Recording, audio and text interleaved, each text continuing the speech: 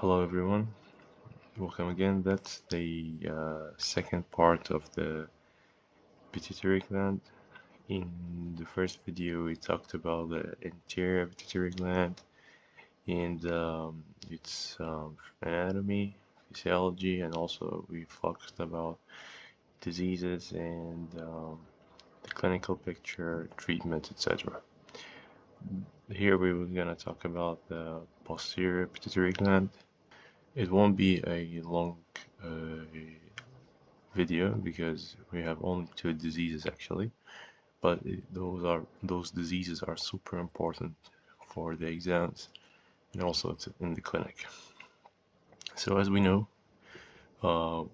we talked about the pituitary posterior pituitary gland, and we said it's part of the nervous system, and that is super important because the hypothalamus will secrete the two hormones to the posterior pituitary gland, which is ADH and oxytocin.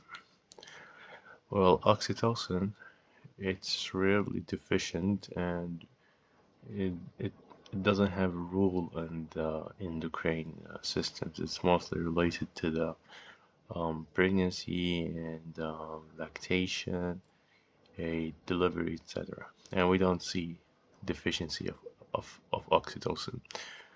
What is important is ADH, or other name of it is vasopressin, okay?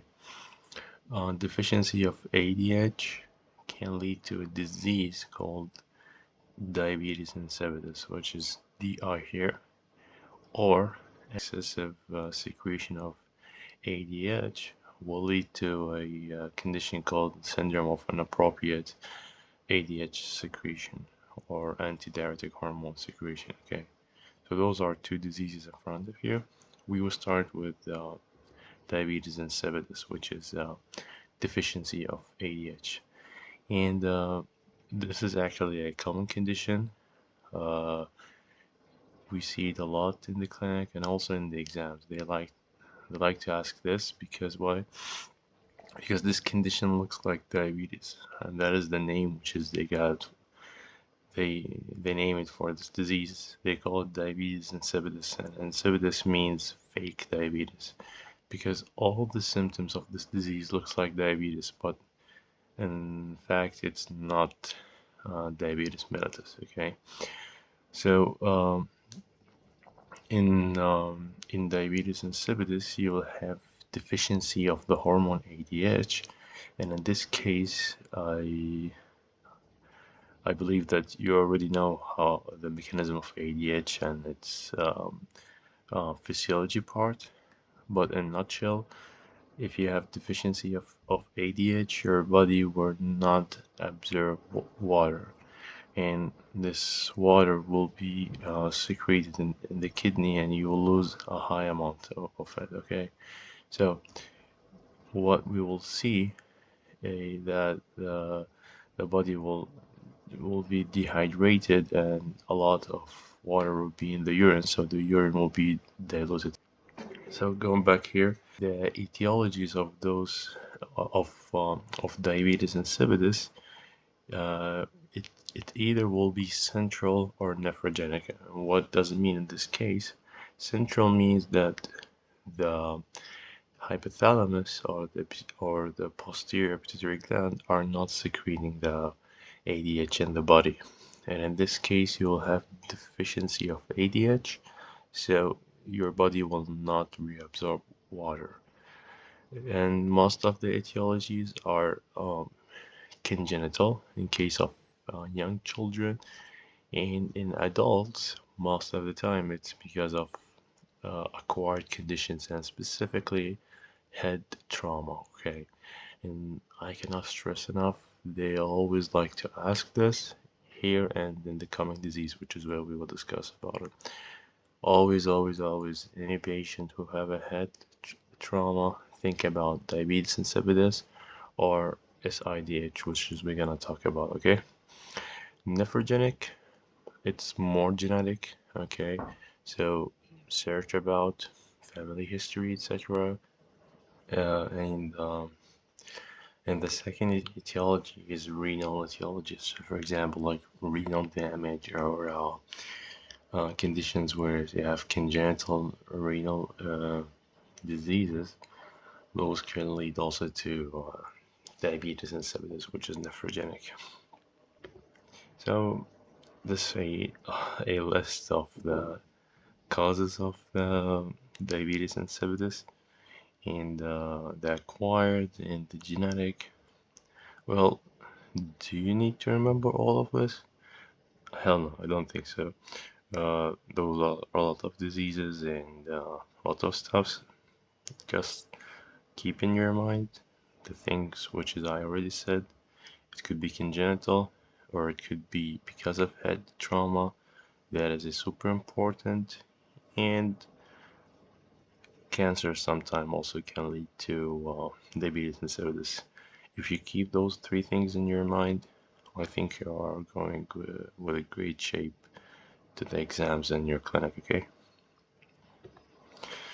The diagnosis, that's actually one of the challenges to do in the clinic, and it's to diagnose diabetes insipidus because there's a lot of algorithms and there's a lot of guideline, but basically what we do, we want to know what is the cause of the dilated urine at first, how we approach the patient, because the patients, they're gonna come to you complaining of a polyuria, which is urinating so much. So when patient approach to us with this picture, at first we need to rule out if it's like UTI or not.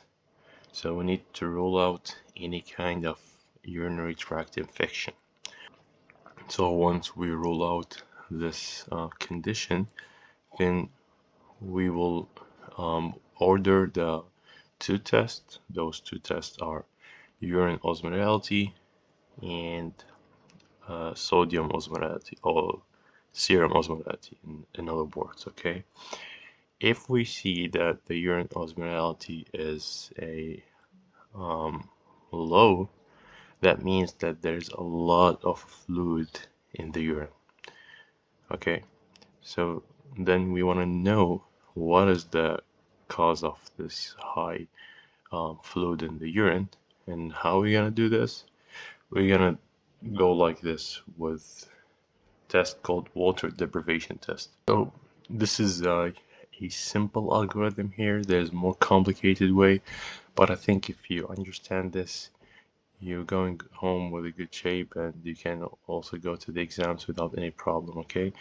The water deprivation test, basically you ask the patient to restrict their fluid intake, okay?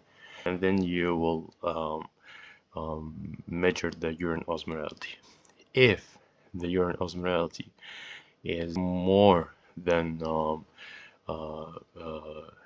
280, that means that this person was drinking so much water, and because of this, the urine is dilated, okay? So this is called a psychogenic polydipsia, and this is specifically seen in people who have a psychological conditions, or even like a normal person, which is they have a high stress. They may drink a lot of water, and because this amount of water they drink, it led to a picture looks like an diabetes insipidus, okay? If we if the urine osmolality didn't change or still decreased, then in this case we'll give vasopressin, which is the ADH, okay? We're trying to see is it the condition because of deficiency of the ADH, and if the urine osmolality increased, then it means that we correct the issue, and this is central diabetes insipidus. If there is no change and the urine osmolality is still less than 300, then we understand right here is nephrogenic diabetes insipidus, okay? Guys, I cannot stress enough here, if you understand this test here, you can answer any question related to diabetes insipidus. First of all, rule out UTI, then check urine osmolality after the water deprivation increased, then this is primary polydipsia. The patient was drinking a lot of water, okay? If there is no change, you give ADH. If ADH corrected the problem and the urine osmolality increased, then this is central diabetes. If it's still low, there is no change, then this is nephrogenic, okay? Here, more detailed part. If you are taking a clinical exam, step 3 or OSCEs, I recommend you to understand this, okay? Otherwise, you're in good shape in the first one. So, this is not the water deprivation test. This is another one. We keep the patient on the fluid, and then we test the osmolality. If we found the urine osmolality is low, then we test the basal plasma ABP, okay, which is the ADH. If we find the ADH is high, then that means it's nephrogenic diabetes insipidus because the hormone is not working and it's not absorbing the water. If it's low, then we do brain MRI because we want to check the pituitary, is it working or not. If there's a bright spot, the pituitary is working, everything is normal, and the patient is drinking a lot of water. If it's not there, then this means this is central diabetes insipidus. The treatment, it depends if it's central or nephrogenic. If it's a central, then go ahead and give desmopressin, which is an analog of antidiuretic hormone or arginine vasopressin. If it's nephrogenic, then this is the complicated part. That's why we don't like nephrogenic. We like more the central. You give the treatment and that's it. In nephrogenic, you cannot treat it with the AVB because there is a resistance to the hormone. So basically, what you're gonna do, you will use a thiazide and you mix it with amyloid. Okay, the mechanism is complicated, but the thiazide is working pretty good in these cases. The second disease, or the last one, is syndrome of inappropriate ADH. It's actually the opposite of the diabetes insipidus, because here we have an inappropriate or an excessive secretion of the ADH. Okay, so it will lead to another picture. Rather than dilated urine, you will see a concentrated urine, and you will see sometimes hypervolemia, or even sometimes could be a normal volemia. Okay, so a picture here will look like a patient who have a concentrated urine and they are not urinating so much. Okay, the etiologies not far from diabetes insipidus etiology. There is some difference here, but still the first one is central nervous system diseases, okay, like trauma or stroke or brain metastasis. So I will say this again, and those two diseases, always look at the vignette or the patient look for any kind of trauma or stuffs in the central nervous system, okay, because this is gonna give you a huge hint. Second thing, drugs. Some of drugs like carbamazepine, phenytoin. I will look always in the anti-epileptic, okay, and also antipsychotic, SSRI also. Any drug related with psychiatry drug, I'll think about it. It could be the cause, okay, and specifically SSRI and anti-epileptic. Pulmonary diseases like what? Like for example, small cell lung cancer. Okay, this cancer is paraneoplastic, so it can secrete the ADH hormone, lead to this picture. And pituitary surgery, because we said any surgery, any trauma in the brain can lead to this picture. Okay. Here we see also another table showing the etiologies. I don't expect you to memorize all of those, and we don't do this. What I like you to keep in your mind are those three things: any brain damage or any brain surgery, and any medications like anti-epileptic, SSRI, and